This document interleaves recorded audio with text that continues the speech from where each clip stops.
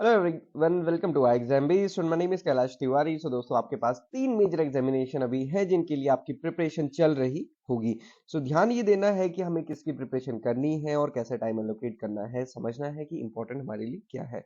सो IBPS AFO का mains examination है और ऐसे स्टूडेंट हो सकते हैं कि जिन्होंने अभी जस्ट अपना ग्रेजुएशन कंप्लीट किया हो और वो इस बार एलिजिबल ना हो, नेक्स्ट ईयर के लिए वो प्रिपेयर कर रहे हो।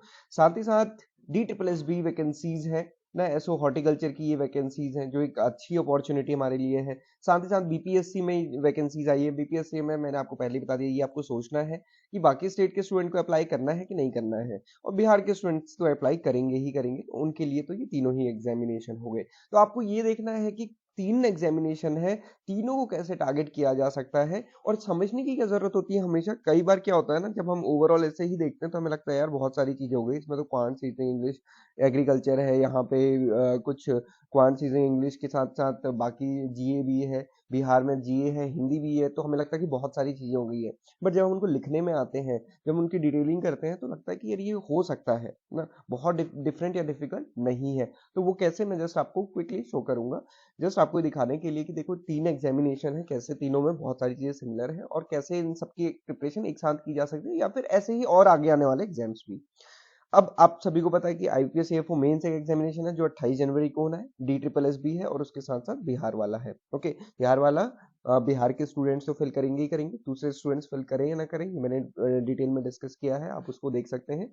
मेरा ओपिनियन है कि अगेन आपको पहले डिसाइड करना चाहिए कि आपको फिल करना है कि नहीं करना है। सिर्फ वैकेंसी आई है, हम एलिजिबल हैं, उससे भर देने से कुछ नहीं होता है ना, आपको बहुत सारी चीजें कंसिडर करनी है। वो क्या क्या चीजें हैं वो मैंने वीडियो बनाई है। ओके, ये वाली डेफिनेटली एक अच्छी वैकेंसी है, सेक्शन ऑफिसर हॉर्टिकल्चर, क्योंकि ये दिल्ली में है, तो ये अब मेरे को लगता है कि आप सभी को भरनी चाहिए। हॉर्टिकल्चर वाले भी एलिजिबल होने चाहिए थे, अब वो नहीं है, तो अभी आप लोग बोलिए डी ट्रिपल एस बी को, हॉर्टिकल्चर वाले स्टूडेंट्स। देन आप देखेंगे नेक्स्ट ईयर जो भी स्टूडेंट आईबीपीएस एएफओ के लिए एलिजिबल होंगे, जो इस बार नहीं है, तो आप देखिए नेक्स्ट ईयर प्रीलिम्स का एग्जामिनेशन नवंबर में हो जाएगा, वो भी बिगिनिंग में, और साथ ही साथ जो दिसंबर में इसका मेंस का एग्जामिनेशन हो जाएगा। रिजल्ट कब आएगा अभी वो मेंशन नहीं किया है, तो उसके बारे में नहीं कहा जा सकता है।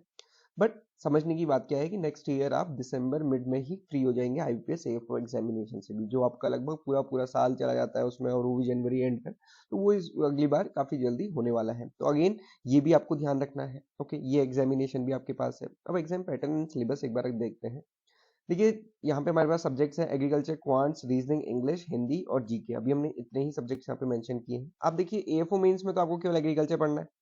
डी ट्रिपल एस बी के लिए आपको एग्रीकल्चर पढ़ना है, क्वांट्स भी पढ़नी है, रीजनिंग भी पढ़नी है, इंग्लिश भी पढ़नी है, जीए भी पढ़नी है, बट ये सभी कैसे पढ़नी है, एसएससी लेवल की। ओके, देन बीपीएससी के एग्जामिनेशन देखेंगे, एग्रीकल्चर करना है, हिंदी करनी है और जनरल अवेयरनेस पढ़नी है। वो थोड़ी सी बिहार ओरिएंटेड होगी ही डेफिनेटली। सो अब आप यहाँ पे देखिए कि अभी के टाइम की बात करें, आईबीपीएस एएफओ 2024 को अगर अभी हम छोड़ भी दें, तो एग्रीकल्चर तो तीनों में कॉमन है, ये तो आपको तीनों में ही पढ़ना है, और तीनों में अगर मैं आपको बताऊं मोर और लेस सिमिलर ही पढ़ना है, क्योंकि तीनों का एग्जामिनेशन पैटर्न हमने कल डी ट्रिपल एस बी का काफी डिटेल में डिस्कस किया था। हॉर्टिकल्चर काफी उसमें पूछा था, और बीपीएससी का सिलेबस तो आप देखेंगे तो वो जनरल एग्रीकल्चर का जो हर स्टेट पे सिलेबस रहता है वही है, और वहां पे भी हर सब्जेक्ट से क्वेश्चन आते ही है, तो आपको सारे ही सब्जेक्ट्स एग्रीकल्चर के कवर करने हैं। मतलब एग्रीकल्चर तो आपको मेजरली कवर करना ही करना है। तो हम यहाँ पे कह सकते हैं कि अगर आप 8 आवर डे स्पेंड कर रहे हैं स्टडीज में, तो आप अपने 5 आवर्स तक या फिर 4 to 5 आवर्स तक या फिर 6 आवर्स तक एग्रीकल्चर में स्पेंड कीजिए। जो बचे हुए 2 घंटे हैं अभी के टाइम के हिसाब से, क्योंकि एएफओ 2024 में तो अभी टाइम है, तो इसको थोड़े टाइम के स्टॉप किया जा सकता है, ये डिफिकल्ट ज्यादा होता है। एसएससी लेवल का रीजनिंग लेवल, सॉरी रीजनिंग भी एसएससी लेवल की और इंग्लिश भी रीजनिंग लेवल की, अगर आपने आईपीएस एएफओ प्रिपेयर किया है तो आप कर लेंगे, अदरवाइज आप उसको डेली 1 आवर प्रैक्टिस कर सकते हैं। एक दिन क्वांट्स कीजिए, एक दिन रीजनिंग, एक दिन इंग्लिश। सिमिलरली जीए इसको थोड़ा सा रोज करिए, ये एसएससी लेवल वाली ही जीए दोनों के लिए पढ़नी है। जैसे कि हमारी पार्क्स क्या है, रिवर्स क्या है, क्या रिसेंट इवेंट हुए हैं, प्राइज कौन से हैं, जो है जितने भी स्पोर्ट्स से रिलेटेड प्राइजेस हैं, ये सारी चीजें आपको करनी है। हिंदी एक एडिशनल है, इसके लिए थोड़ा एडिशनल टाइम आपको देना पड़ेगा, सब्जेक्ट टू कि आप इसके प्रिपेयर करते कि नहीं करते। अब मैं आपको यहाँ पे एक चीज बताता हूँ, अगर आप देखेंगे ओवरऑल ब्रॉडली जितने भी एग्जामिनेशन आते हैं, अभी ऐसा तो नहीं कि एग्जामिनेशन खत्म हो गया, अभी आगे भी एग्जामिनेशन आएंगे, एनएचबी का भी है, इसरो का भी है, जो स्टूडेंट रेलेवेंट होंगे वो उनको फिल भी कर रहे होंगे। इसके अलावा आगे भी आपके पास अपॉर्चुनिटी आएंगी। ऐसे में क्या होता है, हम सब्जेक्ट ओरिएंटेड ना प्रिपेयर करके, मतलब एग्जाम ओरिएंटेड ना प्रिपेयर करके हम अपने सब्जेक्ट्स को अगर प्रिपेयर करें तो हम हर एग्जाम को अच्छे से दे सकते हैं। अब उसके लिए एक बहुत अच्छी अपॉर्चुनिटी हमारे पास है, नाबार्ड की अपॉर्चुनिटी। और मैं आपको बताऊं, इस बार नाबार्ड की जर्नलिस्ट पोस्ट में बहुत सारे स्टूडेंट्स एग्रीकल्चर बैकग्राउंड के, और जो देख के अच्छा भी लगता है, क्योंकि एग्रीकल्चर स्टूडेंट्स के लिए डेफिनेटली एक अपर हैंड तो होता ही है। अब नाबार्ड की प्रिपरेशन अगर आप करते हैं तो आप 8 सब्जेक्ट्स को प्रिपेयर करते हैं प्रीलिम्स के लिए, और अगर आप प्रीलिम्स के लिए 8 सब्जेक्ट्स को अच्छे से प्रिपेयर करते हैं तो कोई ऐसा एग्जामिनेशन नहीं है जो आप ना कर पाए। ये सारी ही चीजें उसमें कवर होती है, हिंदी डेफिनेटली नहीं होता है, हिंदी क्योंकि स्टेट के एग्जामिनेशन में ही रहता है।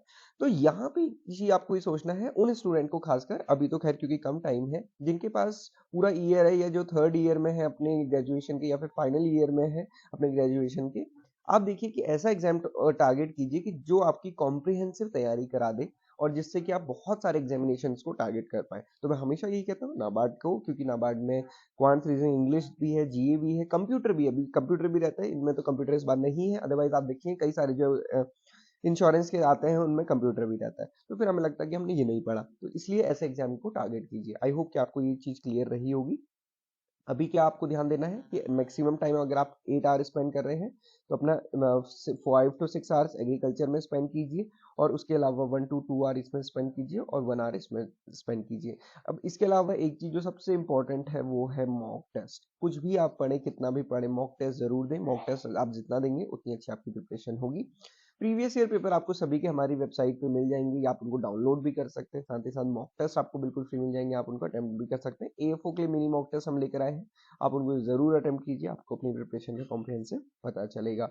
इसके अलावा जो DSSB का कोर्स है वो हमारा 17 जनवरी को स्टार्ट हो रहा है। अगेन जैसे मैंने आपको कहा कि आपको प्रिपरेशन अपने सब्जेक्ट के अकॉर्डिंग करनी है, तो आपको देखना है कि एग्रीकल्चर है, क्वांट्स, रीजनिंग, इंग्लिश और जीए।